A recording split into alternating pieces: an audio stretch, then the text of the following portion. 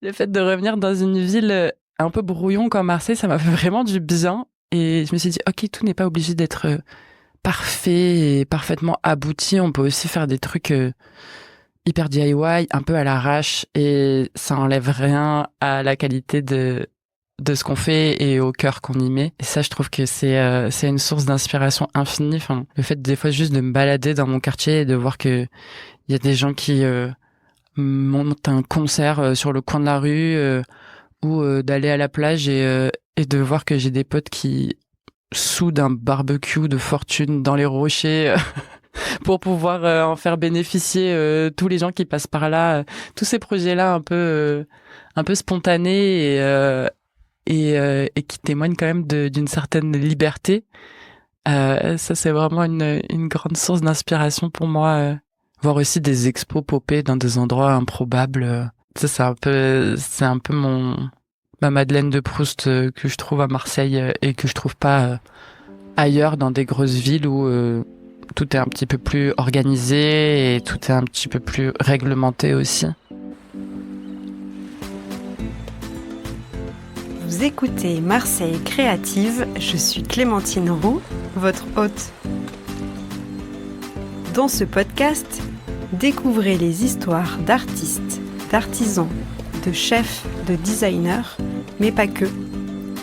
Vous entendrez des personnes engagées, marseillaises d'origine ou d'adoption, connues ou moins connues, qui font bouger Marseille grâce à leurs mains, leurs yeux et leur cœur. Bienvenue dans Marseille Créative, le podcast qui met en lumière les créatives et les créatifs marseillais.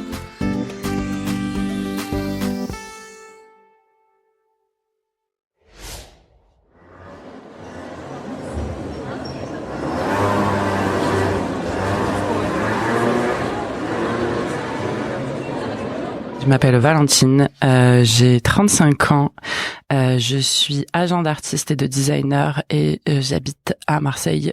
Dans quel quartier tu as grandi ? Alors j'ai grandi entre le boulevard Baille et la Plaine. Donc boulevard Baille quand j'étais plus jeune et ensuite quartier de la Plaine toute mon adolescence jusqu'à mes 21 ans. C'était comment de ton enfance à Marseille ? J'ai grandi du coup dans les années 90 à Marseille, on va dire. Si je devais choisir un mot, je dirais que c'était assez folklorique. J'imagine. Et puis le quartier a quand même vraiment beaucoup changé. Énormément, C'était ouais. comment à l'époque ? À l'époque, c'était, en tout cas pour ce qui est du cours Julien La Plaine, c'était très populaire, très animé aussi, avec toutes sortes de personnages hauts en couleur, avec des fortes personnalités qu'on pouvait croiser un peu tous les jours dans le quartier. C'était aussi un quartier qui avait on va dire pas très bonne réputation comparé à maintenant, où ça s'est beaucoup lissé. Enfin, je prends l'exemple souvent de la rue Fontange, qui pour moi est un exemple criant de l'évolution du quartier. Et pareil pour le cours Julien. C'était pas du tout ça. Il y a des choses qui sont bien dans cette évolution-là. Si je pense à la Plaine, en l'occurrence, qui était quand même un parking à ciel ouvert pendant des années. Les travaux qui ont été faits, ça a quand même permis de ramener un petit peu d'espace public dans un quartier qui était hyper dense et où on manquait justement de parcs, d'espace pour pouvoir se poser. Quand est-ce qu'il y a eu lieu l'arrivée des artistes, des ateliers d'artistes, artisans, notamment au Courju ? J'ai l'impression qu'ils ont toujours été là quand même. Ça a toujours été un quartier avec des espaces d'ateliers, des espaces boutiques de créateurs, beaucoup d'artisans, de designers, de mode notamment qui étaient installés dans le quartier historiquement. Enfin pas mal entre eux, on dirait Cours Julien, la Plaine réformée quoi. Mais j'ai l'impression que ça s'est quand même accéléré depuis le Covid. On a eu une reconcentration ou en tout cas un regain d'intérêt sur le quartier et sur ces espaces et ce qu'on pouvait en faire. T'as décidé de y vivre aujourd'hui ?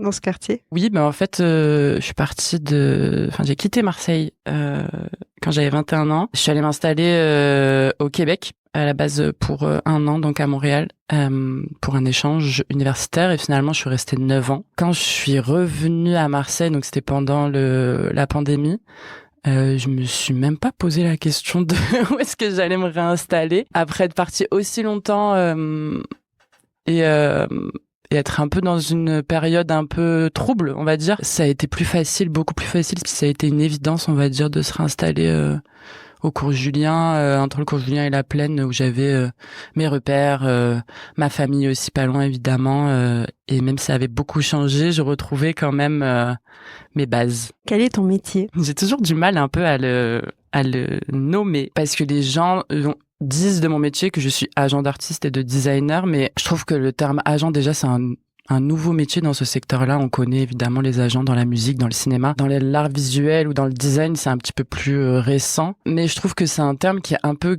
galvaudé, parce que souvent, ça sous-entend une partie purement développement commercial pour aider l'artiste ou le designer à développer sa carrière, puis un volet stratège et prospection très fort, chose dans laquelle je me reconnais, mais pas totalement non plus. Je me vois pas seulement comme une intermédiaire entre un client commercial et un artiste ou un designer. Et j'aime aussi tisser des liens vraiment sincères avec les profils avec lesquels je travaille, artistes ou designers, et les accompagner sur différents volets, pas seulement sur les projets commerciaux, mais aussi les aider à structurer leur activité, s'entourer des bonnes personnes, faire des choix éclairés, puisque c'est souvent compliqué dans ces milieux-là. Donc voilà, je me positionne plus comme quelqu'un qui accompagne des artistes, des designers, plutôt que un agent au sens pur du terme. Comment tu choisis les artistes et designers que tu vas représenter? C'est très personnel comme démarche. Je les choisis pas vraiment. Je vais dire qu'on se choisit mutuellement. Je travaille donc exclusivement avec des femmes. C'était pas un critère a priori, mais finalement, ça l'est devenu un peu par le fait que j'ai rencontré des femmes hyper talentueuses avec beaucoup de sensibilité, et avec lesquelles je partageais des valeurs et une manière de voir le monde. De ces affinités-là, on va dire, sont nées des relations professionnelles qui me permettent de les accompagner sur certains projets, et qui, elles, leur permettent de me faire confiance aussi dans ce processus-là, qui est quand même bizarrement, je dirais, assez intime quand même. Même si de l'extérieur ça peut paraître parfois très contractuel comme rapport, mais finalement, en tout cas moi c'est pas comme ça que je l'aborde.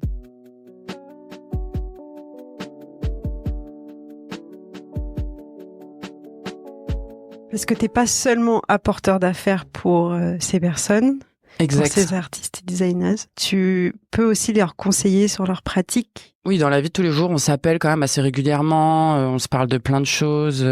C'est marrant parce que souvent mes amis me disent genre c'est presque comme être un psy. Je rigole à chaque fois, je leur dis peut-être sur certains aspects, parce qu'il y a beaucoup c'est de la pratique artistique, en tout cas, relève beaucoup de la sphère intime chez beaucoup de personnes. Donc évidemment, quand tu mets ton âme et de qui tu es dans ton art, quand on en vient à discuter de projets, ça touche beaucoup à la sphère de l'intime. Mais c'est ça que j'aime beaucoup aussi. Je me verrais pas du tout être dans un rapport purement d'apporteur d'affaires et dans un rapport purement commercial. Ce que j'aime aussi, c'est pouvoir discuter avec elles, pouvoir les faire dézoomer un peu parfois sur certaines situations, puis pouvoir toujours continuer d'avancer, même s'il y a des obstacles et même si les situations des fois sont difficiles à démêler. J'aime bien aussi relever ce genre de défis. T'as fait quoi comme études? C'est quoi ton parcours pour pouvoir les conseiller? J'ai fait des études de droit. Donc je suis juriste à la base en droit international. C'est pour ça que j'étais partie d'ailleurs habiter au Québec pour finir mon master. Et à la fin de mes études, en fait, j'ai eu le choix entre soit m'inscrire au barreau pour continuer le chemin tracé ou commencer à travailler dans le milieu culturel, puisque j'avais plusieurs opportunités de faire de la production pour divers festivals. Et j'ai choisi évidemment la voie de la passion. Et donc je suis partie bosser en production, assistante de prod, puis production pour divers festivals de cinéma, de musique à Montréal. Et c'est là que j'avais fait tout mon réseau. J'ai rencontré énormément de monde. J'ai beaucoup bossé aussi dans ces années-là, et ça m'a permis d'arriver finalement à ce projet-là d'agence des années plus tard, 10 ans plus tard quasiment, dans lequel finalement je rejoins mes premiers amours du droit et de la défense des personnes qui n'ont pas malheureusement ni la parole ni les connaissances pour défendre leurs droits. Donc je m'y retrouve aussi dans ce que je fais aujourd'hui, dans la partie contractualisation justement. Je m'assure toujours de backer au maximum toute éventualité et de protéger les droits des talents au maximum.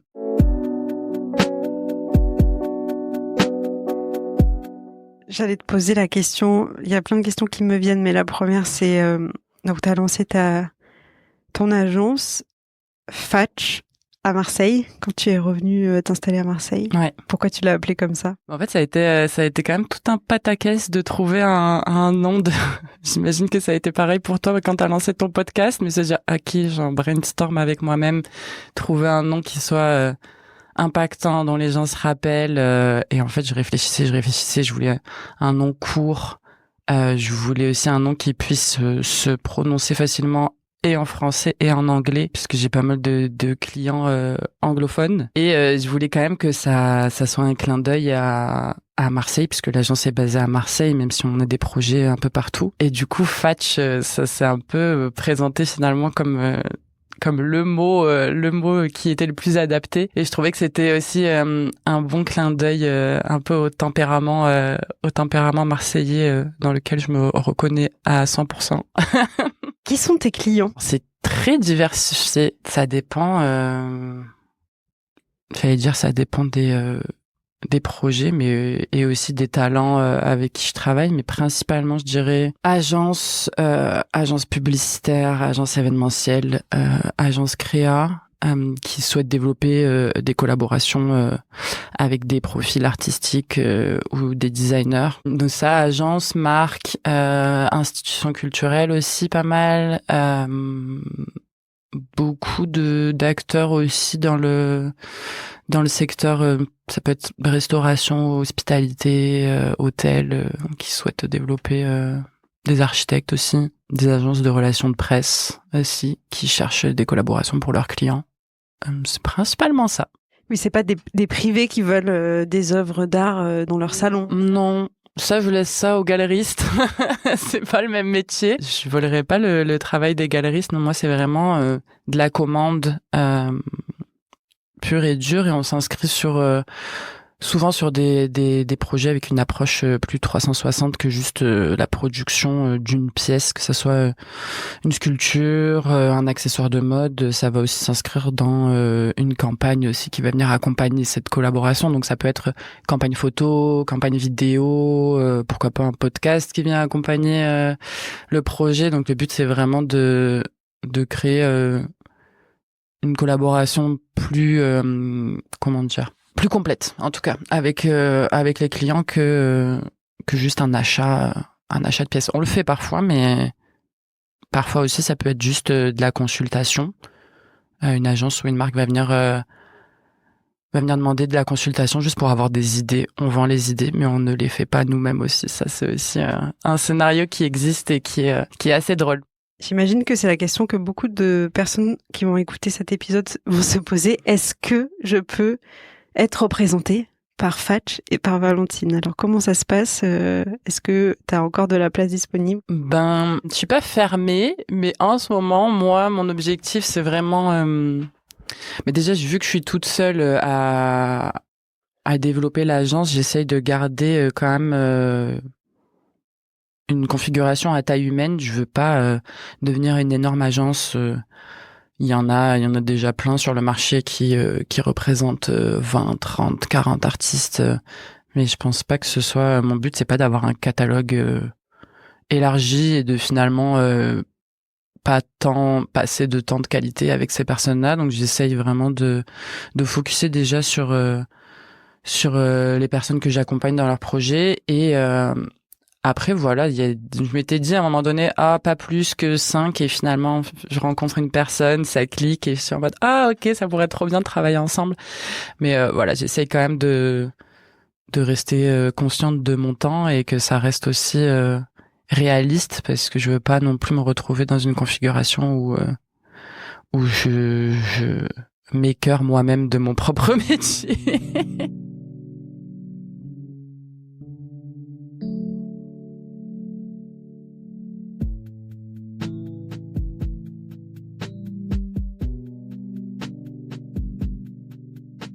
Est-ce que tu veux nous parler d'une collaboration ? Il y en a plusieurs en ce moment, mais le projet, en tout cas, qui me tient le plus à cœur et sur lequel je mets pas mal d'énergie en ce moment, c'est justement pas un projet de collaboration. En tout cas, pas encore. Peut-être que ça va le devenir.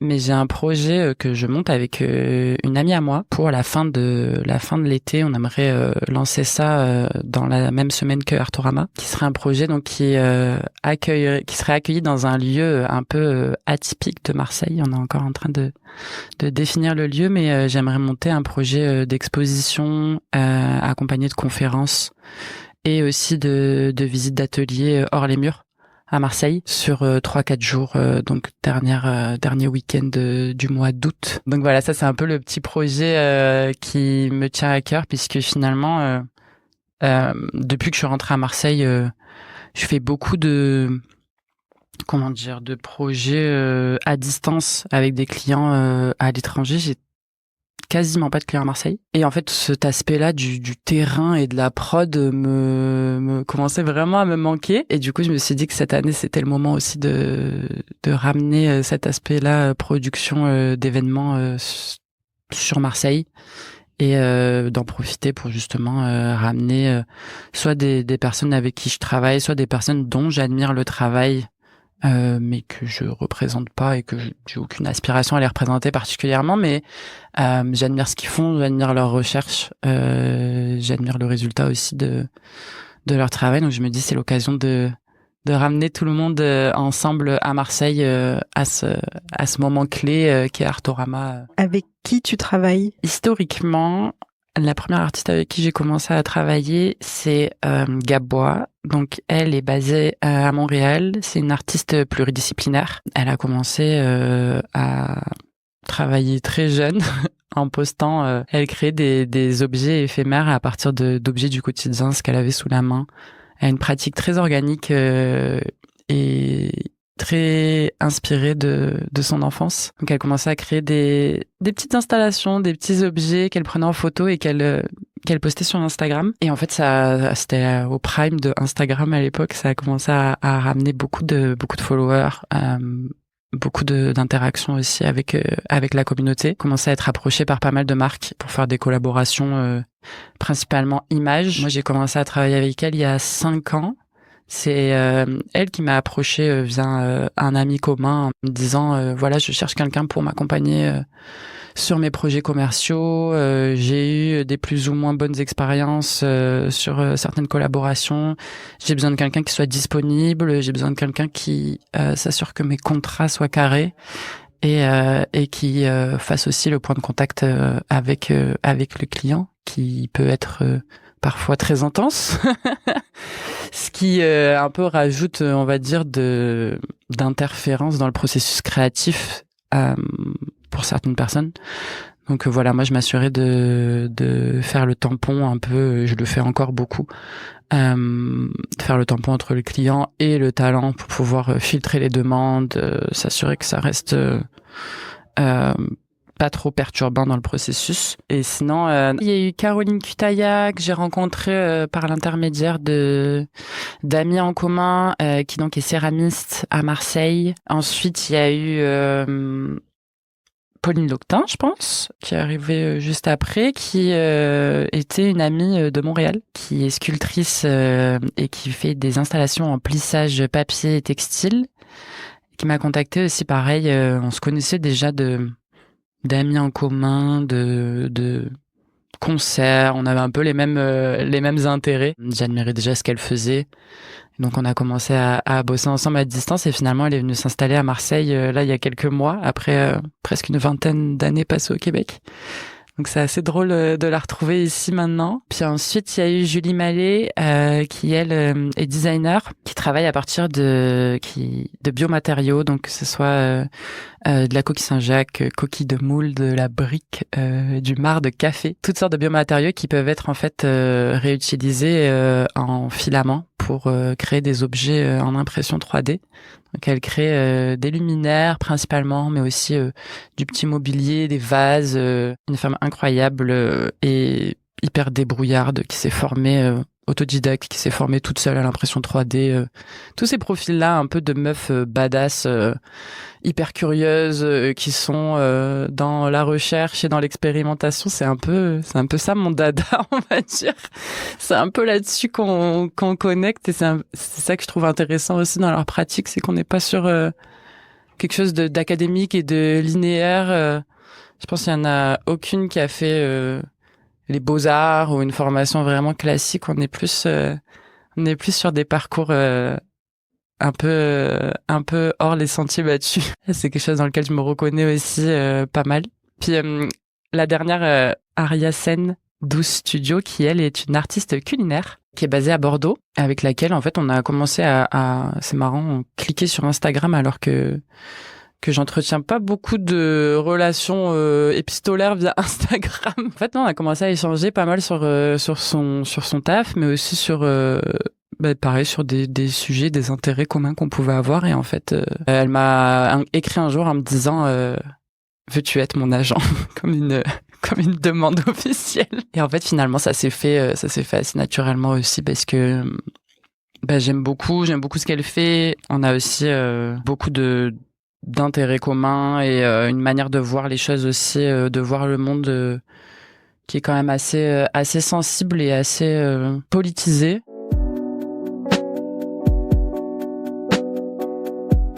T'as pas eu froid aux yeux en voulant ouvrir ton agence artistique à Marseille, parce que c'est vrai que c'est pas la place où il y a le plus de business. J'avoue que des fois je me dis encore pourquoi j'ai fait ça ici, mais en fait finalement Marseille c'est juste mon port d'attache et le fait que j'ai pas tant développé de clientèle à Marseille, ça me dérange pas. Je veux dire, c'est pas grave. Marseille, c'est une ville qui est en train de se développer hyper vite. On voit quand même qu'il y a de plus en plus d'intérêts, notamment d'agences et de marques qui veulent s'associer à l'image de la ville de Marseille. Et c'est très bien. Je pense que ça ramène un nouveau regard sur la ville et éventuellement, je pense que ça va ramener quand même des retombées positives pour les artistes ici, pour les designers d'ici. Des fois, il y a quand même encore des configurations où c'est des entreprises de Paris qui descendent à Marseille et qui vont pas forcément recourir à des ressources sur place, que je trouve dommage et en plus pas économique pour eux, mais bon, ça c'est un choix. Mais je trouve ça vraiment dommage. J'aimerais bien quand même, je me dis à terme, avec tout ce qui se passe à Marseille, même en termes de cinéma aussi, de vidéoclips, il y a quand même beaucoup de choses qui se passent, d'avoir recours justement à plus de profils marseillais pour faire tourner la ville, ce serait chouette. Mais c'est ça, non, moi je suis assez en paix avec ma décision d'avoir monté ça à Marseille, ce qui m'empêche pas de voyager pour certains projets, ce qui m'empêche pas de rester connecté à ce qui se passe, mais je me serais pas vue vivre ailleurs qu'à Marseille pour le moment. Est-ce que Marseille nourrit ta créativité ? Et si oui, comment ? La réponse, elle est assez ambivalente parce que oui, Marseille nourrit ma créativité. Je trouve que l'identité de la ville, le fait que ce soit une ville très multiculturelle, très irrévérencieuse aussi sur plein d'aspects, ça m'inspire énormément et ça m'a donné vraiment une bouffée d'air après avoir passé autant d'années au Canada où tout est un peu quand même lisse. Le fait de revenir dans une ville un peu brouillon comme Marseille, ça m'a fait vraiment du bien. Et je me suis dit, ok, tout n'est pas obligé d'être parfait et parfaitement abouti. On peut aussi faire des trucs hyper DIY, un peu à l'arrache. Et ça enlève rien à la qualité de ce qu'on fait et au cœur qu'on y met. Et ça, je trouve que c'est une source d'inspiration infinie. Enfin, le fait des fois juste de me balader dans mon quartier et de voir que il y a des gens qui montent un concert sur le coin de la rue ou d'aller à la plage et de voir que j'ai des potes qui soudent un barbecue de fortune dans les rochers pour pouvoir en faire bénéficier tous les gens qui passent par là. Tous ces projets-là un peu spontanés et qui témoignent quand même d'une certaine liberté. Ça, c'est vraiment une grande source d'inspiration pour moi. Voir aussi des expos popper dans des endroits improbables, des performances ou des projections de cinéma dans des endroits un peu inattendus. Ça, c'est un peu ma Madeleine de Proust que je trouve à Marseille et que je trouve pas ailleurs dans des grosses villes où tout est un petit peu plus organisé et tout est un petit peu plus réglementé aussi. Mais pour revenir à la question, Marseille aussi, ce qui me fait du bien, c'est de pouvoir en sortir une fois de temps en temps. Mais je bouge quand même pas mal pour juste aller me nourrir un peu de ce que je peux trouver ailleurs. Je trouve que c'est quand même dense, Marseille. Et parfois, ça peut devenir un peu trop intense. Pour moi, en l'occurrence. Fait que je sais que j'ai besoin aussi d'avoir ces moments-là de calme et d'organisation un petit peu plus carré, mais sur des courtes périodes de temps, sur des quelques jours.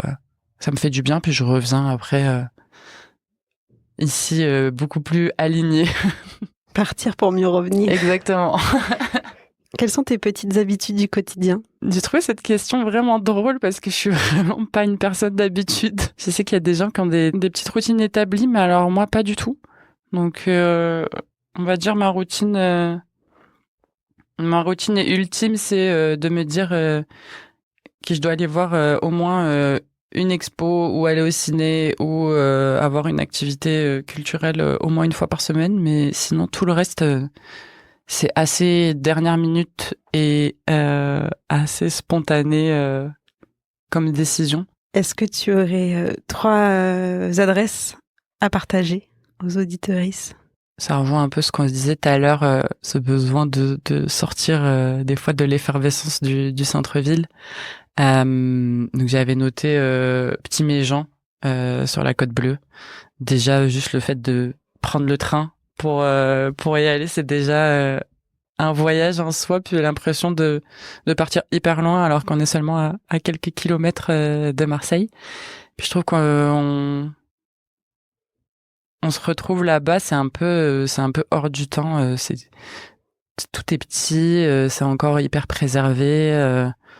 Il y a quelques maisons, c'est hyper difficile d'accès aussi, puisque en été tu peux pas y accéder en voiture, t'es obligé de marcher sous le cagnard pendant presque 45 minutes pour accéder à la Calanque.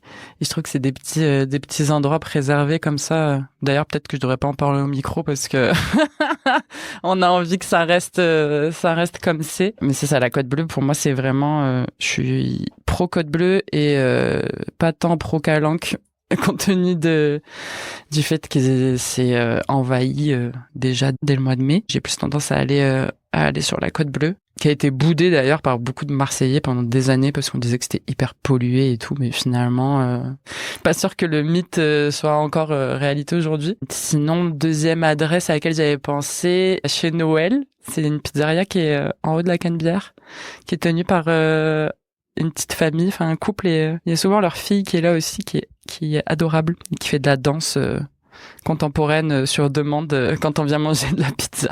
Et ils font des super pizzas figues à brousse. J'aime beaucoup y aller. C'est un endroit vraiment dans son jus, fidèle fidèles à eux-mêmes et pas du tout tendance comme plein d'endroits qu'on peut voir à Marseille maintenant.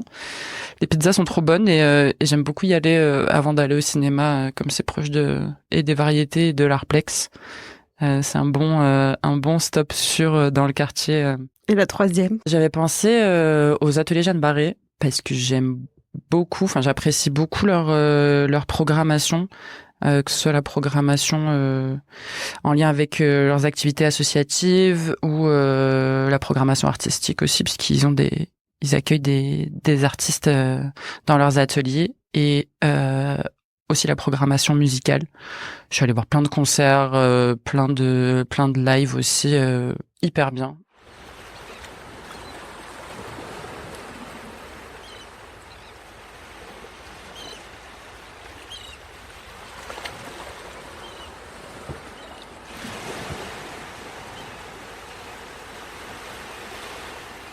Qu'est-ce qui te rend fière d'être marseillaise? Ça va peut-être se répéter un peu avec ce que je disais tout à l'heure, mais le côté irrévérencieux de la ville, je pense que c'est vraiment le caractère qui me touche le plus et dans lequel je me reconnais le plus aussi. Qu'est-ce qui te révolte? En ce moment, beaucoup de choses, mais je dirais principalement la gentrification sauvage qui opère notamment dans mon quartier, qui fait en sorte que il y a une crise du logement quand même assez forte. Il y a des commerces de proximité qui disparaissent. Il y a une espèce de normalisation aussi des commerces qui ouvrent ou des projets qui ouvrent dans le quartier qui est quand même assez criante pour moi, qui justement est connu l'avant-après.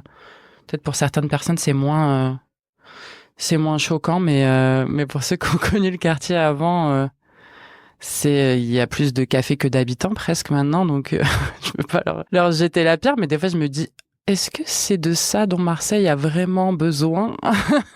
Ça paraît un peu hors sol, puis ça paraît surtout des fois être un peu déconnecté de la réalité des Marseillais et des gens du quartier. Je pense là, je parle de Notre-Dame-du-Mont, Cours-Julien, mais Noailles aussi, c'est un bon exemple de gentrification un peu sauvage. Puis il y en a d'autres, des quartiers qui étaient à la base populaires et qui sont en train de se transformer assez rapidement en quelque chose qu'on peut retrouver un peu partout dans les villes qui ont été gentrifiées avant. Enfin, bon, j'ai vécu à Montréal, ça a été ça aussi. Il y a une dizaine d'années, Montréal a été gentrifié de manière très intense et ça exclut énormément de catégories de la population. Et il traverse encore une crise du logement aujourd'hui. Donc voilà, ça c'est des sujets qui me révoltent et que je trouve très injustes, et j'aimerais bien que Marseille, justement, le côté irrévérencieux et un peu rebelle de Marseille se manifeste. Je sais qu'il y a plein d'initiatives, il y a plein d'associations qui luttent justement contre ça, mais côté pouvoir public, j'ai l'impression que il n'y a pas de grandes mesures qui sont prises pour justement essayer de contrecarrer ces effets-là et de lutter contre les inégalités, justement, que ce soit de richesse ou même simplement d'accès au logement. Connaissant ensuite aussi le passif de la ville, ce qui s'est passé à la rue d'Aubagne et tout, je me dis que voilà, les choses bougent, mais lentement et pas forcément dans la bonne direction.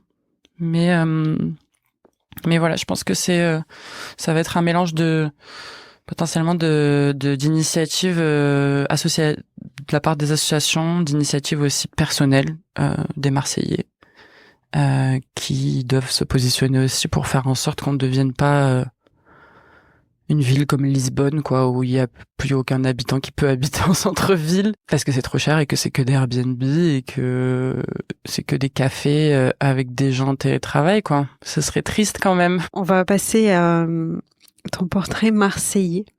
Si tu étais une odeur. L'odeur des grillades qui infuse à travers les jardins l'été. Si tu étais un son. Si j'étais un son, je serais un son de Asinine, qui est une rappeuse marseillaise que j'aime beaucoup. Si tu étais un goût. Je serais un petit piment bien vénère. Si tu devais quitter la ville, qu'est-ce que tu regretterais ? Ce sentiment de liberté que j'ai pas retrouvé ailleurs. Est-ce que tu aurais une anecdote à me raconter sur un truc un peu marquant que tu aurais vécu à Marseille ? Oui, il y en a plein. Il y en a plein, mais il y en a une qui me vient en tête et j'ai pensé parce que justement quand tu me demandais dans quel quartier j'ai grandi et tout, j'ai repensé évidemment à des souvenirs d'enfance dans le quartier du boulevard Baille et en fait je me suis rappelé que quand j'étais petite, je devais avoir je sais pas 6-7 ans, mon père, donc on habitait sur le boulevard Baille pas très loin du métro, mon père avait acheté un camion Citroën HY qui était genre les camions des maraîchers en tôle ondulée, là, les vieux camions de bétaillère. Et il avait acheté ça pour qu'on parte en vacances, les trucs roulaient à genre 50 km/h sur l'autoroute, c'était l'enfer. C'était vraiment une machine infernale et on le garait tout le temps devant la maison. Et mon père, que j'aime beaucoup, qui est un grand enfant, il était toujours ultra ok et ultra enthousiaste avec toutes nos idées de gamin. Un jour, on est arrivé, on lui a dit on aimerait beaucoup avec mon frère préparer un dîner et tout cuisiner à la maison et traverser le boulevard Baille et aller s'installer une table dans le camion avec des bougies et manger sur le trottoir sur la rue dans Marseille. Et mon père était ultra ok avec ça. Et du coup, dès tout petit, on s'est fait un espèce de repas gargantuesque. On a sorti tous nos plats, on a sorti tous nos trucs et on a mangé sur la rue, en famille. Et les passants, les gens qui passaient sur la rue, il était genre 9h du soir, il faisait nuit et tout. C'était en plein hiver en plus. Vraiment des fadas, comme on dit. Et tous les gens qui passaient sur la rue, ils s'arrêtaient pour me dire que c'était trop stylé ce qu'on était en train de faire. C'est un petit souvenir assez émouvant que j'ai de justement ce côté on fait un peu ce qu'on veut quand on veut à Marseille. Je l'ai vécu dès les premières années quoi.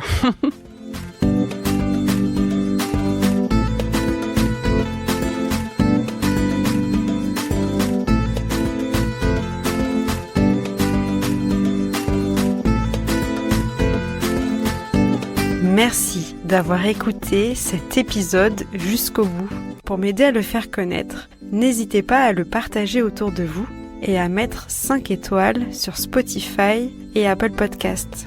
D'avance, un grand merci pour votre soutien et je vous donne rendez-vous dans 15 jours pour un nouveau portrait marseillais. À bientôt!